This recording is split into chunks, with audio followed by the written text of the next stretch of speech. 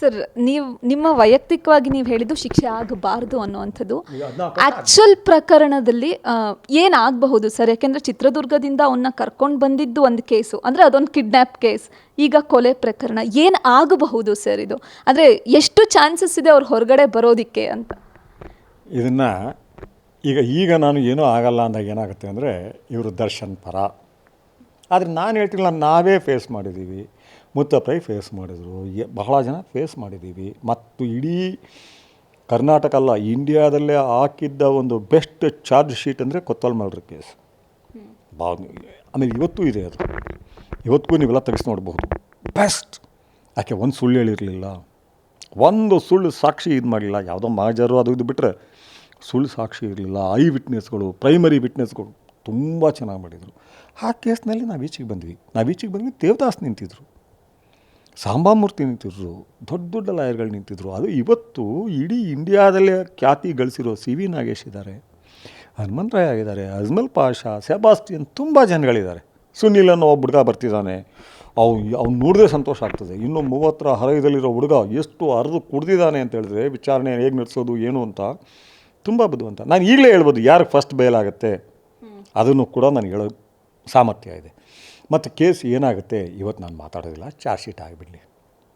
ಯಾಕೆ ಈಗ ನಾನೇ ಹೇಳಿ ಇಂತಿಂಥ ಕಾರಣಗಳಿಗೆ ಹಿಂಗಾಗುತ್ತೆ ಅಂತ ಹೇಳಿದಾಗ ನಾನೇ ಬಿಗಿ ಮಾಡಿಸಿ ಆ ಹುಡುಗನಿಗೆ ತೊಂದರೆ ಕೊಟ್ಟಂಗೆ ಆಗುತ್ತೆ, ಹೇಳಲ್ಲ.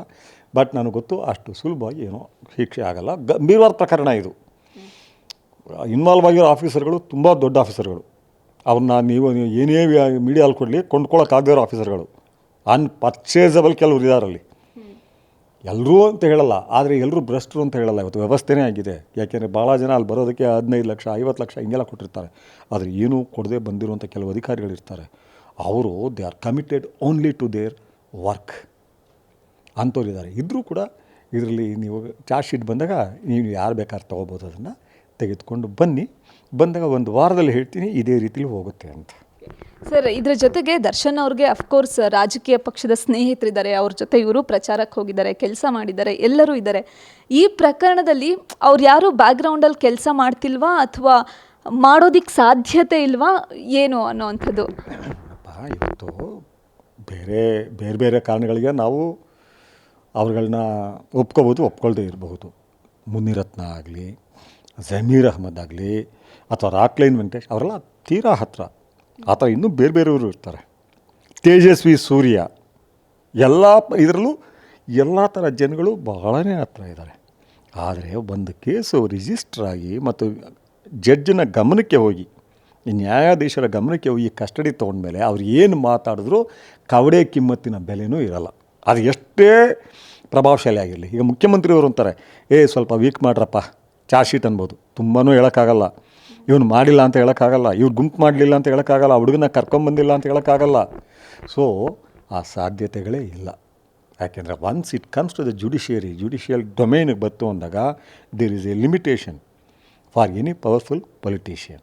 ಅವರೆಲ್ಲ ತುಂಬಾ ಚೆನ್ನಾಗಿದ್ದಾರೆ ಇವರು ದರ್ಶನ್ ಜೊತೆ. ನನಗೇನು ಎಲ್ರಿಗೂ ಗೊತ್ತದು, ಬರೀ ನನಗಲ್ಲ, ಎಲ್ರಿಗೂ ಗೊತ್ತು. ಏನೂ ಮಾಡೋಕ್ಕಾಗಿಲ್ಲ, ಅಷ್ಟೇ ಮಾಡೋಕ್ಕಾಗಲ್ಲ. ಅವ್ರು ಏನು ಮಾಡಬೇಕಾದ್ರೂ ಈಗ ಅಲ್ಲೇ ಅದು ನಾವು ಬೇರೆ ವಿಷಯದಲ್ಲಿ ಏನೇ ಹೇಳಲಿ, ನಮ್ಮ ನ್ಯಾಯಾಲಯಗಳಿದೆಯಲ್ಲ ತಣ್ಣಗಿನ ಸಂಸ್ಥೆಗಳವು. ಇವನು ಆಟೋ ಡ್ರೈವರ, ಇವನು ಪೊಲಿಟಿಷಿಯನ್ನ, ಇವನು ಆ್ಯಕ್ಟರ ನೋಡೋದಿಲ್ಲ. ಅವು ದೇವ್ ಗೋತ್ರು ಸಾಕ್ಷ್ಯ. ಆ ಸಾಕ್ಷ್ಯದಲ್ಲಿ ಎಷ್ಟು ನಿರೂಪಿಸಬಹುದು ಅಂತ ಹೇಳೋರು ವಕೀಲರುಗಳು. ಸೊ ಹಾಗಾಗಿ ಅವ್ರು ಏನೂ ಮಾಡೋಕ್ಕಾಗಲಿಲ್ಲ. ಇನ್ನೊಂದು ನಾನು ಇಷ್ಟಪಡೋ ನಮ್ಮ ಉಪೇಂದ್ರ ಹೇಳಿರೋ ಮತ್ತು ಪಬ್ಲಿಕ್ ಟ್ರಯಲ್ ಮಾಡಿ ಅಂತ. ಅದು ಯಾರೂ ನನಗೆ ಕೇಳಲಿಲ್ಲ. ಏನು ಉಪೇಂದ್ರ ಬುದ್ಧಿವಂತ ವ್ಯಕ್ತಿ, ಏನು ಮಾತಿದು. In India all the trials are public trials. All the trials. There is no such thing as private trials or hidden trials. ಎಲ್ಲವೂ ಪಬ್ಲಿಕ್ ಟ್ರಯಲ್ಗಳೇ. ಯಾವುದು ಇನ್ ಕ್ಯಾಮರಾ ಅಂದರೆ ಸೀಕ್ರೆಟಾಗಿ ನಡೆಸ್ತಾರೆ ಅಂತ ಹೇಳಿದ್ರೆ ಟೆರರಿಸ್ಟ್ ಮಾತ್ರ. ಅದನ್ನು ಜೈಲ್ಗಳಲ್ಲಿ ನಡೆಸ್ತಾರೆ, ನ್ಯಾಯಾಲಯಕ್ಕೆ ಕರ್ಕೊಂಬರಲ್ಲ. ಯಾಕೆಂದರೆ ಶತ್ರು ದೇಶಗಳು ಆ ನ್ಯಾಯಾಲಯನೇ ಉಡಾಯಿಸಿಬಿಟ್ರೆ ನಮಗೆ ಅಪಮಾನ ಆಗಿಬಿಡ್ತದೆ ಜಗತ್ತಿನ ಎದುರಿಗೆ. ಅದಕ್ಕೋಸ್ಕರ ಅಮೇರಿಕಾ ಇರಲಿ ಎಲ್ಲೇ ಇರಲಿ ಅದನ್ನು ಜೈಲುಗಳಲ್ಲೇ ಇದು ಮಾಡಿಬಿಟ್ಟು ಒಂದು ಇದನ್ನು ಫಿಕ್ಸ್ ಮಾಡ್ಕೊಂಡು ಅಲ್ಲೇ ನಡೆಸಿಬಿಡ್ತಾರೆ. ಮತ್ತು ಅಲ್ಲಿ ವಕೀಲರು ಬಿಟ್ಟು ಪಬ್ಲಿಕ್ಕಿಗೆ ಇದಿರೋದಿಲ್ಲ. ಆದರೆ ಅವತ್ತು ಏನು ವಿಚಾರಣೆ ನಡೀತು ಅಂದರೆ ಸಾಯಂಕಾಲ ಸಿಗುತ್ತೆ. ಸೊ ಇಲ್ಲಿ ಈ ಪ್ರಕರಣದಲ್ಲಿ ಈತ ಪಬ್ಲಿಕ್ ಫಿಗರು ಪಬ್ಲಿಕ್ಕಿಗೆ ನಡೆಸಿ ಅಂದರೆ ಏನು ಮೆಜೆಸ್ಟಿಕಲ್ಲಿ ನಡ್ಸೋಕ್ಕಾಗತ್ತಾ, ಅಥವಾ ರೈಲ್ವೆ ಸ್ಟೇಷನ್ ನಡ್ಸೋಕ್ಕಾಗತ್ತಾ, ಕಲಾಸಿಪಾಳ್ಯ ನಡ್ಸೋಕ್ಕಾಗತ್ತಾ? ನಡ್ಸೋಕ್ಕಾಗೋದು ಅಲ್ಲೇ. ಮತ್ತು ಅಲ್ಲಿ ನಡೆಯೋ ಇದು ಆಡುವ ಪ್ರತಿಯೊಂದು ಶಬ್ದ ಹೇಳ್ತಿರೋದು ಆ ಪ್ರಕರಣಕ್ಕೆ ಸಂಬಂಧಪಟ್ಟ ಪ್ರತಿಯೊಂದು ಶಬ್ದನೂ ಸಾಯಂಕಾಲನೇ ಆನ್ಲೈನ್ ಬಂದುಬಿಡುತ್ತೆ ನಮಗೆ. ಮತ್ತು ಅಲ್ಲಿ ರೆಕಾರ್ಡ್ ಇರುತ್ತೆ. It's all public trial. ಈಗ ನಮ್ಮದು ನಡೀತಲ್ಲ ಕೊತ್ವಾಲ್ದು 86 ಇವತ್ತು ತೆಗೆದು ನೋಡ್ಬೋದೆಲ್ಲ. ನಾನು ಆಡಿರೋ ಮಾತುಗಳು, ನಮ್ಮ ಲಾಯರ್ಗಳು ಆಡಿರೋ ಮಾತುಗಳು, ವಿಟ್ನೆಸ್ ಆಡಿರೋದು ಎಲ್ಲವೂ ರೆಕಾರ್ಡ್ ಆಗಿರುತ್ತೆ. ನೀವುಗಳೇ ಈ ಸಣ್ಣ ವಿಷಯಕ್ಕೆ ಹೋದ್ರೂ, ಈ ವಿಷಯ ಬಿಟ್ಬಿಡಿ, ಸಣ್ಣ ವಿಷಯ, ಯಾರೋ ಡಾಕ್ಟ್ರು ನಂಗೆ ಸರಿಯಾಗಿ ಟ್ರೀಟ್ಮೆಂಟ್ ಕೊಡಲಿಲ್ಲ ಅಂತ ಕನ್ಸ್ಯೂಮರ್ ಕೋರ್ಟ್ಗೆ ಹಾಕೋ ಕೇಸು ಕೂಡ ಇನ್ನು 100 ವರ್ಷ ಹೋದರೂ ರೆಕಾರ್ಡ್ ಇದ್ದೇ ಇರುತ್ತೆ. So it is a public trial. ಹಾಗಂದ್ಬಿಟ್ಟು ನೀವೆಲ್ಲ ಟಿ ವಿಗಳಿಗೂ ಕೊಡಬೇಕು, ಇದು ಮಾಡಬೇಕು ಅಂದರೆ ಯಾವ ಚಾನೆಲ್ ಕೊಡಬೇಕು? ಗೌರ್ಮೆಂಟ್ ಚಾನೆಲ್ ಕೊಡಬೇಕಾ? ಎಲ್ಲಿ ಕೊಡಬೇಕು? ಮತ್ತು ಲೈಟ್ ಇಟ್ಟು ಮಾಡೋಕ್ಕಾಗತ್ತಾ? ಅಲ್ಲಿಂದ ತುಂಬ ಬೆಳಕಿರೋದಿಲ್ಲ, ಲೈಟೆಲ್ಲ ಹಾಕಬೇಕು, ಡಿಸ್ಟರ್ಬೆನ್ಸ್ ಆಗ್ತದೆ. ಬಟ್ ಉಪೇಂದ್ರರೂ ವಾಚ್ ಮಾಡ್ಬೋದು, ಹೋಗಿ ನಾವು ವಾಚ್ ಮಾಡ್ಬೋದು. ನಿಮ್ಮ ಕ್ಯಾಮ್ರಾಗಳನ್ನ ತೊಗೊಂಡು ಹೋಗೋಕ್ಕಾಗಲ್ಲ, ಬಟ್ ಇಷ್ಟಾಗಿ ನಿಮ್ಮ ಫೋನ್ಗಳಲ್ಲಿ ರೆಕಾರ್ಡ್ ಮಾಡ್ಬೋದು. ಫೋನ್ ಇಟ್ಕೊಂಡು ಕೂತ್ಕೊಂಡ್ರೆ ಯಾರು ರೇಗಲ್ಲ ಅದನ್ನು ಯಾಕೆ ತೆಗಿತೀರಿ ಅಂತ. ಬಟ್ ಡಿಸ್ಟರ್ಬ್ ಮಾಡೋರು ರೇಗ್ತಾರೆ. ಅಲ್ಲೋಗಿ ಜಡ್ಜ್ಗೆ ಹೇಳೋಕ್ಕಾಗಲ್ಲ, ಮುಖ ಸ್ವಲ್ಪ ಈ ಕಡೆ ನೋಡ್ಕೊಂಡು ಹೇಳಿ ಅಂತ, ಅಥವಾ ಇವನಿಗೆ ಹೇಳೋಕ್ಕಾಗಲ್ಲ ವಿಟ್ನೆಸ್ಗೆ ಸ್ವಲ್ಪ ಈ ಕಡೆ ನೋಡಪ್ಪ ಅಂತ. ಸೊ ಇದು ತಿಳ್ಕೊಬೇಕಾಗಿತ್ತು. It will be a public trial and all the cases are public trials. ಯಾರ್ಯಾರು ಇವ್ನಿಗೆ ಇಷ್ಟ ಇರುತ್ತೋ ಅವತ್ತೇ ನೋಡಬಹುದು ಅದನ್ನು. ಹಾಗಂದ್ಬಿಟ್ಟು ಒಂದು 10,000 ಜನ ಬರ್ತಾರೆ ಅವ್ರ ಮುಂದೆ ಮಾಡಿ ಅಂದರೆ ಪಬ್ಲಿಕ್ ಗ್ರೌಂಡಲ್ಲಿ ಮಾಡಬೇಕಾಗತ್ತೆ, ಕ್ರಿಕೆಟ್ ಗ್ರೌಂಡ್ನಲ್ಲಿ ಸಾಧ್ಯನಾ? ಸೊ ಅದೆಲ್ಲ ನಾವು ಯೋಚನೆ ಮಾಡೋದು ಬೇಡ. ಸೊ ಈ ಇದರಲ್ಲಿ ನಾನು ಅವನಿಗೆ ಶಿಕ್ಷೆ ಆಗಬಾರ್ದು ಅಂತ ಬಯಸ್ತೀನಿ, ಆಗಲ್ಲ. But at the same time ಅದು ಬಯಸ್ಬೇಕಾದ್ರೆ ನನಗೆ ಒಂದಿದೆ, ಇನ್ನೇನು ಅವ್ನು ಬಂದು ಅವನ ಜೊತೆ ಯಾವುದೋ ಸಿನಿಮಾ ಮಾಡಬೇಕು ಅಂತ ನಾನು ಆ ದೊಡ್ಡ ಬಯಸ್ಸು ಸಿನಿಮಾಗಳು ಯಾವತ್ತೂ ಮಾಡಿಲ್ಲ, ಮಾಡೋ ಆಸಕ್ತಿ ಎಳ್ಳಷ್ಟು ಇಲ್ಲ. ತೂಗುದೀಪ ಶ್ರೀನಿವಾಸ್ ಮಗ ತುಂಬ ಕಷ್ಟದಲ್ಲಿ ಬೆಳೆಸಿದ್ರು ಅವರು. ನಮಗೆಲ್ಲ ತುಂಬ ಒಡನಾಟ ಇರಲಿಲ್ಲ, ಪರಿಚಿತರಿದ್ದರು. ಇವನು ಕೂಡ ಕಷ್ಟಪಟ್ಟಿದ್ದಾನೆ, ಸ್ವಲ್ಪ ಕಷ್ಟಪಟ್ಟಿಲ್ಲ. ಈಗಲೂ ಗೊತ್ತಾಗುತ್ತಲ್ಲ, ಅವನು ಕುಡಿದು ಕೆಲವು ಸಾರಿ ಒಲ್ಟಾಗಿ ಬಿಹೇವ್ ಮಾಡೋದು ಬಿಟ್ಟರೆ ಈಗಲೂ ಕಷ್ಟಪಡ್ತಾನೆ, ಕುದುರೆ ಸವಾರಿ ಮಾಡ್ತಾನೆ, ಹಸುಗಳನ್ನ ಮೇಯಿಸ್ತಾನೆ. ತುಂಬ ಒಳ್ಳೆ ಕ್ಯಾರೆಕ್ಟರ್ ಇದೆ ಆ ಇದ್ದೋನು. ಇದು ಆ ಒಂದು ಹೊರಟುತನದ ಒಂದು ಇತ್ತಲ್ಲ, ಆ ಹವ್ಯಾಸಗಳು ಮತ್ತು ಆ ವರ್ತನೆ, ಅದರಿಂದ ಹೊರಗಡೆ ಬರಬೇಕು, ಮನುಷ್ಯ ಆಗಬೇಕು. ಕಳೆದೋಗಿದ್ದಾನೆ ಈಗ ಅವನು. ನೀವೇ ನಿಮ್ಮ ಟಿ ವಿಗಳಲ್ಲಿ ತೋರಿಸ್ತಾ ಇದ್ದೀರಿ, ಇಷ್ಟು ಕಾರಿದೆ, ಅಷ್ಟು ಕಾರಿದೆ, ಇನ್ನು 100 ಕಾರ್ ಇದೆಯೋ ಏನೋ ಅವನ ಹತ್ರ, ಅಷ್ಟು ತೋರಿಸ್ತಾ ಇದ್ದೀರಿ, ಅಷ್ಟು ಬೆಲೆ ಬಾಳೋ ಕಾರ್ಗಳು. ಯಾಕಪ್ಪ? ಹಾಂ, ಅವ್ನು ಸಿಕ್ಕಿದ್ರೆ ನಾನು ಹೇಳ್ಬೇಕು ಅಂತಿದ್ದೀನಿ, ಯಾಕೆ 10 ಕಾರ್ ಏನಕ್ಕೆ ಇಟ್ಕೊಳ್ತೀಯಪ್ಪ? 10 ಕಾರ್ ಒಂದೇ ಸರಿ ಟ್ರಾವೆಲ್ ಮಾಡೋಕ್ಕಾಗತ್ತಾ? ಕಾರ್ ಇರೋದು ಯಾಕೆ? ಅದನ್ನೆಲ್ಲ ಮಾಡಿದ್ದು ಕನ್ಸ್ಯೂಮರ್ ಸೊಸೈಟಿಗಳು. ಬೇಕಾಗಿಲ್ಲ ಅದು. ನೀನು ಓಡಾಡೋಕ್ಕೊಂದು ಕಾರ್ ಇಟ್ಕೋ ಸಾಕು. ನೀನು ಅದು ಆ ಶೋಕಿಗಳು ಇದು ಯಾಕೆ ಬೇಕೋ? ಅದು ಎಂಡಿಲ್ಲ ಅದಕ್ಕೆ.